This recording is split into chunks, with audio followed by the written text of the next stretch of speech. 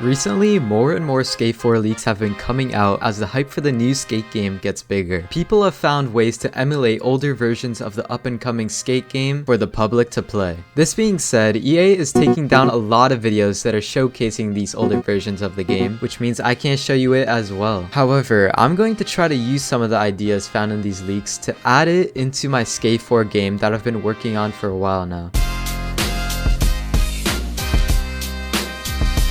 Things like bus stops, off-board flips, and an item shop seem to be the path that EA is going down when it comes to making this new skate game. First things first, we need to address the elephant in the room.